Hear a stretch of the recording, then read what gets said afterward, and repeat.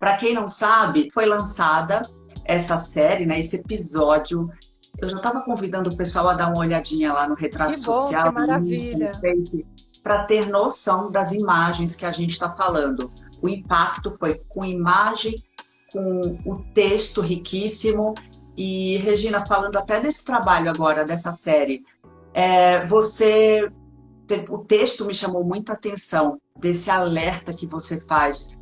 Uhum. Num primeiro momento, eu achei que estávamos falando de uma mulher, e em vários momentos a alma feminina veio em relação à água, esse recurso finito que pouca gente sabe que não é na prateleira do supermercado que uma hora acaba, né? Sim. Fala um pouquinho desse trabalho. E se a gente não tomar muito cuidado, né, Lilian? Bom, eu vou voltar então um ano atrás, porque a gente teve essas imagens captadas, brilhantemente captadas, pela Carol Quintanilha.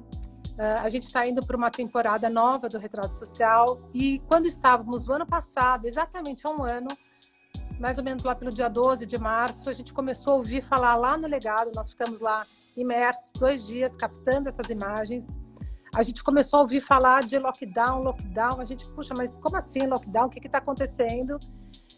Então a gente teve um momento, lógico, como o mundo inteiro, de parar e refletir se aquele seria o momento para a gente estar lançando a água, lançando essa temporada. Então, rapidamente, o Retrato uniu forças, né?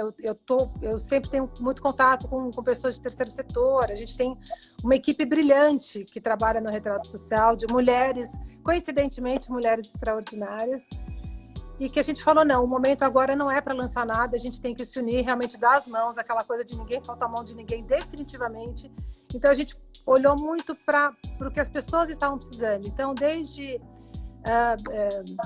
instituições que precisavam de comida para chegar, tinha gente na favela passando fome, então a gente se uniu, e nesse um ano, Lilian, foram mais de 160 projetos que a gente falou, levando luz para esses projetos, de mães que têm um emprego muitas vezes informal e que acabam perdendo o emprego e que estavam, são arrimo da família, como é que elas iam se sustentar. Então a gente realmente, assim, nós nos unimos nessa corrente de solidariedade. E agora a gente lança a água num momento que a gente esperava que fosse estar mais leve, que infelizmente não está, pelo contrário. Mas a gente decidiu fazer isso de uma forma a trazer esse respiro dessa esperança, que é uma esperança que eu acredito, é uma esperança que eu sinto, que quando a gente se depara com esse filme que está maravilhoso, com a fotografia, com a trilha, com o texto maravilhoso da Ana Lapan e da Vera Ferraz, que trabalham comigo, eu dei alguns pitaquinhos, assim, no texto, mas onde a gente se sentiu muito falando deste feminino que é a água, que está em todos nós, né?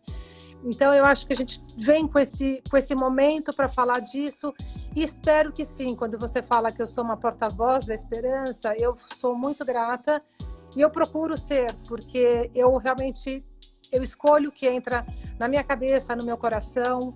Então, o que eu vejo muita coisa boa, o Retrato Social nasceu dessa potência justamente para poder inspirar as pessoas, e espero que eu consiga fazer isso de alguma forma. Confiar é um ato de coragem, você mesma fala.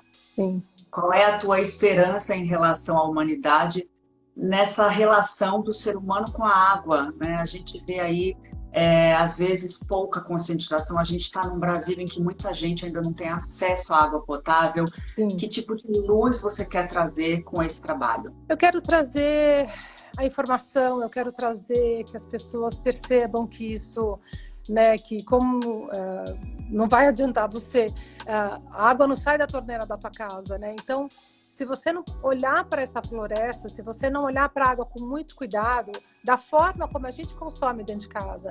Na minha época, Lília, não tinha essa história de escovar o dente e fechar a torneira. Então, acho que hoje é muito legal que as crianças nascem, elas têm esse chip já muito mais atualizado do que a gente tinha. Eu estou com 48 anos, então muita coisa do que eu faço, eu acho que 99% das coisas que eu coloco no retrato, para mim é um grande aprendizado. Porque não adianta só eu apontar o dedo e falar do outro, se na minha casa eu estou fazendo desperdício, se na minha casa eu estou comprando, sei lá, água de garrafinha, Quer dizer, se eu não tenho um filtro, onde é que está a nossa consciência em tudo isso? Então, eu acho que tudo que eu procuro fazer, para mim, é um grande aprendizado. Desde de tudo, quando a gente fala de comida, quando a gente fala de desperdício, quando a gente fala de lixo. Então, para mim, poder ter acesso a tudo isso, e agora eu conheci pessoas incríveis, a gente vai também fazer alguns bate-papos com pessoas, eu tenho alguns contatos assim que eu falo, me ensina, porque a gente eu tenho humildade para falar como que eu posso, o que eu posso fazer para aprender, para ensinar para os meus filhos o que a gente pode fazer para transformar também, não falar só nessa vida e acusar o outro, né? O que eu posso fazer no meu dia a dia para estar economizando, para estar importando, para entender que água é vida, que a gente não sobrevive. A gente pode ficar uma semana sem comer, quer dizer, eu não sei se eu aguentaria, mas assim, um dia, dois, a gente consegue, mas a gente pode, a gente sabe que pode. Né? Agora, sem água é inviável, assim, não existe a menor possibilidade. Então, a gente tem que honrar muito, sabendo que muitas pessoas, por falta de saneamento básico, cada lugar que eu conheço, assim, que não chega, né? Não tem um saneamento digno. Então, que tipo de água que essas pessoas estão bebendo, né? Como é que a gente faz para mudar, transformar essa realidade, que é muito cruel, né?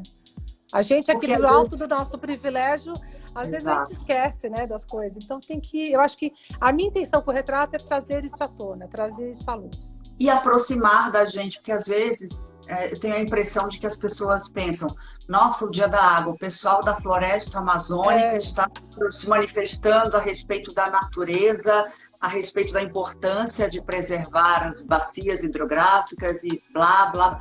De que forma aproximar isso do dia a dia? É o que você falou, fazer com que cada um faça a sua parte. Repito, o texto, a locução, as imagens são impressionantes e servem de alerta. Não me trate mal, porque eu posso revidar. Isso é muito profundo. E é esse chacoalhão que você quer dar, essa bronca que você quer dar. Eu acho que tem muito isso, né? Eu seco e o solo racha. Quer dizer, cuida de mim, eu tenho tudo para te dar. Então, acho que isso também, a forma como eu li, como eu, de certa forma, interpretei aquilo, é um pouco a dor que a gente vê desse desperdício, né? Nesse descaso que a gente faz. Então, Liliana, eu também sou uma mera aprendiz. Eu vou dizer que eu estou mudando, assim, eu mudei muito os meus hábitos de consumo de um tempo para cá. E eu acho que é isso, é trazer essa luz. Primeira coisa, ter humildade para falar isso. Eu não sei disso, eu não entendo, eu quero saber, eu quero mudar. Então, tudo, desde do lixo da minha casa, como é que eu desperdiço o meu lixo, como é que de que forma que eu estou consumindo? Eu estou consumindo desenfreadamente. E eu acho que essa pandemia veio para mostrar isso, assim, esfregar na cara de todo mundo, sem dó nem piedade. E tomara que a gente acorde para isso, né? Tomara que a gente saia disto de uma forma muito mais consciente, de uma forma muito mais sabida, né? Mais inteligentes, mais com essa consciência que a gente escolhe, né? Porque tudo na vida são escolhas. E, Ginei, como é que surgiu a tua causa, o teu propósito de fazer a diferença na vida das pessoas, de acreditar nas pessoas, de dar luz a tantas pessoas em situação de vulnerabilidade que, de repente, só precisam de uma chance, de um olhar mesmo mais carinhoso? Bom, eu sou formada em publicidade e eu trabalhava com eventos na época. E eu recebi um telefonema, Lilian, foi muito engraçado, assim, porque foi uma coisa que agora que eu estou fazendo palestras, eu comecei a escrever minha palestra e eu percebi o quanto que eu falava, nossa, isso é uma missão de vida, mas na verdade é uma escolha que eu fiz, porque eu recebi um telefonema de uma pessoa que já era voluntária numa das casas, né, num dos asilos assistidos, que de novo a gente não fala mais asilo, né, são as instituições de longa permanência, mas ela já era voluntária nessas casas. E ela precisava de uma doação pequena de cimento para terminar uma obra. E eu, enquanto acionista do Grupo Votorantim, fiz essa ponte. E quando ficou pronta, né, para o Instituto, era uma coisa realmente muito pequena. E eu falei, puxa, eu quero ir lá, quero ver para onde foi esse dinheiro, quero ir lá para ver onde foi essa doação. E foi a primeira vez que eu coloquei os pés dentro de uma instituição de longa permanência. Lilia, eu trabalhava com evento. Eu sou uma apaixonada por tudo que eu faço. Eu amo tudo que eu faço. Falei, puxa, por que não fazer um evento e angariar fundos para esta casa? É lógico que eu ia atrás dos artistas que eu amava. Eu tinha casado recentemente e o Toquinho, meus pais aproveitaram a a estrutura do casamento para fazer um show beneficente com o Toquinho para uma instituição que na época era da Dona Filhinha. Toquinho. Nossa. Então, eu perdi o show, porque eu estava em lua de mel, mas nos ensaios, ele falou, olha, o que você precisar para os seus projetos, olha, o Toquinho já fez N shows para o Velho Amigo. Aí você, vou abusar disso, vou abusar dessa frase. Você toma cuidado.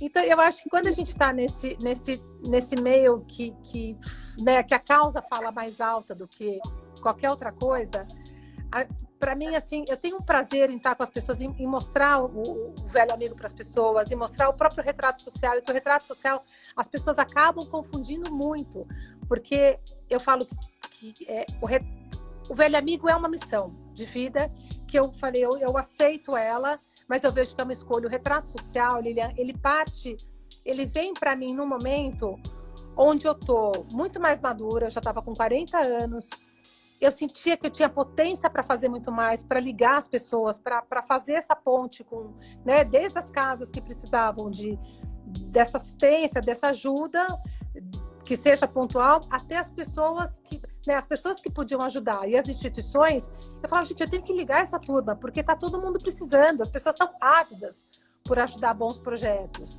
E eu conheço causas extraordinárias, então por que não juntar todo mundo? Então, acho que sempre, assim, as coisas, os meus projetos, eles nascem dessa paixão, eles nascem dessa vontade de querer fazer alguma coisa pelos outros. Eu acho que eu cresci, na verdade, com esse exemplo, né, dentro de casa. Meu pai eu via durante anos, meu pai sendo presidente voluntário do Beneficência Portuguesa, da Cruz Verde, então aquilo para mim era um pouco natural. Eu acho que essa escolha fosse feita desta forma, mas lógico, eu como boa publicitária, eu acabo colocando ingredientes, pessoas que eu admiro. Então, dentro do Velho Amigo, eu já tive cantores como Paulo Ricardo, Chitãozinho e Chororó,